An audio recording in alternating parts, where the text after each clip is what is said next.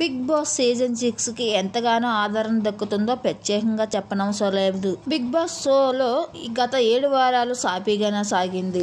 ఇక 8వ వారం నామినేషన్ చాలా చీకటిగా జరిగాయి. అయితే ఈ విషయం కానీ పక్కన పెడితే బిగ్ బాస్ హౌస్లో దీపావళి సంబరాలు ఒకరోజు ముందుగానే మొదలు పెట్టేశారు గోస్ట్ నాగార్జున.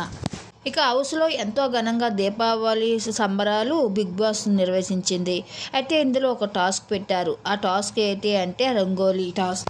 ఇక ఈ టాస్క్లో 2 టీంలుగా విభజించారు. టీమ్ ఏ రేవంత్, టీమ్ బి బాలా ఆదిత్య. అయితే ఈ టాస్క్లో రంగోలీ ముందుగా ఎవరు వేసి చూపిస్తారో వాళ్ళే విన్నర్గా చెప్పారు బిగ్ బాస్. దీంతో హౌస్ మేట్ అందరూ కూడా 2 భాగాలు విడిపోయి రంగోలీ ఎంతో అందంగా తయారు వేసేందుకు రెడీ అయిపోయారు. అందులో భాగంగానే హౌస్ మేట్ అందరూ పాల్గొని చక్కగా ట్రై చేసేసారు. అయితే ఇందులో ఈ టాస్క్లో టీమ్ ఏ రేవంత్ టీమే విన్ అయ్యింది. ఇక ఈ విషయాన్ని పక్కన పెడితే నిన్న జరిగిన నామినేషన్లో ఒకరినొకరు పోటీ చేసుకోవడం జరిగింది. ఇకపోతే రేవంత్ తన కుటుంబ సభ్యులు అందరికీ, అమ్మ, అక్క, బావకి ఇంకా అందరికీ కూడా దీపావళి శుభాకాంక్షలు తెలియజేస్తూ వచ్చాడు.